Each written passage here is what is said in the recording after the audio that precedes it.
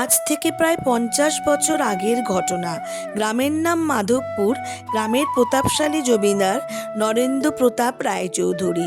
রায়চৌধুরী জমিদার বাড়ির বিশাল ঠাকুর দালান আজ নিস্তব্ধ। গত 50 বছর ধরে এই বাড়িতে রাধা মাধবের পুজো বন্ধ। শোনা যায় এক অভিশাপের কারণে রাধা মাধবের বিগ্রহ হঠাৎ অদৃশ্য হয়ে গিয়েছিল। এই অভিশাপ দিয়েছিলেন স্বয়ং কুলপুরোহিত ব্যভিচারী পাপাচারী সুরেন্দ্র প্রতাপ রায়চৌধুরীকে, যিনি স্বয়ং নরেন্দ্র প্রতাপের পিতা। সেই থেকে জমিদার গিন্নি আদেশ দিয়েছিলেন এ বাড়িতে আর শাঁখ বাজবে না, আরতির জন্য ঘণ্টা বাজবে না। বহু বছর বাদে রায়চৌধুরী বাড়িতে নরেন্দ্র প্রতাপের ছোট ছেলে দেবেন্দ্র প্রতাপের বিয়ে। ছোট বউয়ের নাম ছিল মীরা। মীরা আসার পর মন্দির বন্ধ দেখতে পেয়ে মানতে পারল না। অনেককে জিজ্ঞাসা করলো এর কারণ, কিন্তু কেউ মুখ খুলল না। তখন মীরা ভাবল যে ভক্তি, বিশ্বাস, শ্রদ্ধা ও ভালোবাসা থাকলে ভগবান ফিরতে বাধ্য। জন্মাষ্টমী এসে গেল। জন্মাষ্টমীর রাতে মুষলধারে বৃষ্টি এবং ঝড় শুরু হলো।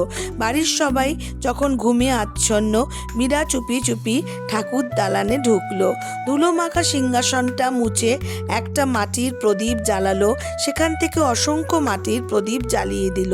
চোখের জলে ভাসিয়ে ডাকলো, হে রাধা মাধব, তুমি যদি সত্যি হও আর আমার ভক্তি যদি নিষ্পাপ হয়, তবে আজ তোমাকে ফিরতেই হবে। এই বলে বাড়ির অভিশাপ আর কলঙ্ক তোমাকে মুছে দিতেই হবে। মীরা যখন কীর্তন গাইছে, হঠাৎ ধমকা হাওয়ায় দালানের দরজা খুলে গেল। ঝোড়ো হাওয়ার সঙ্গে সঙ্গে ভেসে এলো এক অলৌকিক চন্দনের সুবাস, চারিদিকে ছড়িয়ে পড়ল। মন্দিরে ঘণ্টা বাজছে। বাড়ির সবাই জেগে উঠল এবং দেখল এক অলৌকিক দৃশ্য। মীরা চোখ বুজে গান গাইছে। স্বয়ং কৃষ্ণ ভগবান তার পাশে বসে বাঁশি বাজাচ্ছে, আর কোষ্ঠী পাথরের রাধা মাধব তার সিংহাসনে বসে আছে। চারিদিকে প্রদীপ আর ফুলের সমারোহ। জমিদার মশাই এসে কেঁদে লুটিয়ে পড়লেন। তিনি বুঝলেন যে তার বংশের অহংকার আর ছোট বউয়ের ভক্তির কাছে হার মেনেছে। অলৌকিকভাবে রাধা মাধব আবার রায়বাড়িতে ফিরে এসেছে। যদি এই গল্পটি আপনাদের ভালো লাগে তাহলে লাইক করবার, সাবস্ক্রাইব করবার আর কমেন্ট করবার অনুরোধ রইল। কমেন্ট সেকশনে অবশ্যই জয় রাধা মাধবের জয় লিখতে ভুলবেন না। নমস্কার।